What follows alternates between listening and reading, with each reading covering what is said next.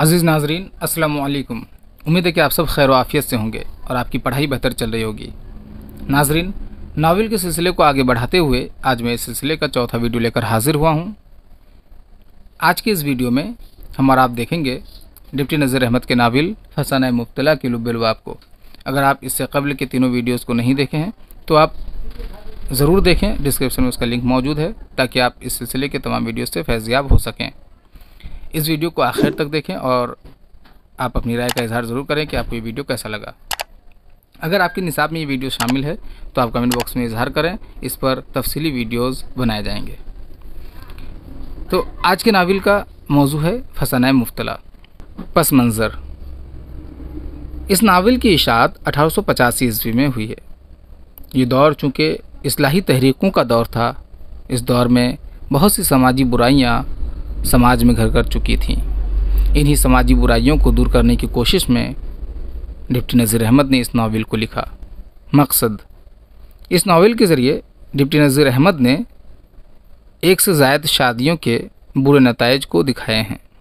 लुब्बे लुबाब, इस नावल का हीरो मुब्तला है जो हुस्न परस्त, शायरी का दिलदादा, नाच गाने का शौकीन और बाज़ारी औरतों के चक्कर में मसरूफ़ रहता है।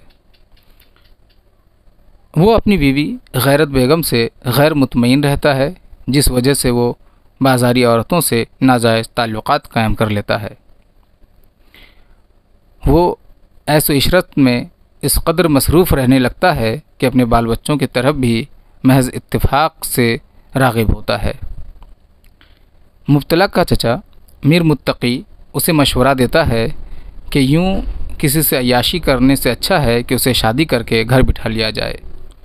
चुनांचे मुब्तला एक कम हसीन और वज़ादार तवाइफ हरियाली से निकाह कर लेता है और उसे घर ले आता है।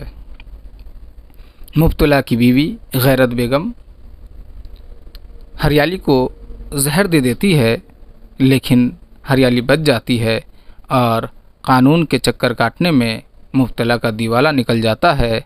आखिरकार आजिज़ आकर मर जाता है और हरियाली उसके पैसों को लेकर फ़रार हो जाती है और नावल का ख़ात्मा हो जाता है। नावल के अहम किरदार मुब्तला, गैरत बेगम, हरियाली और मीर मुत्तकी।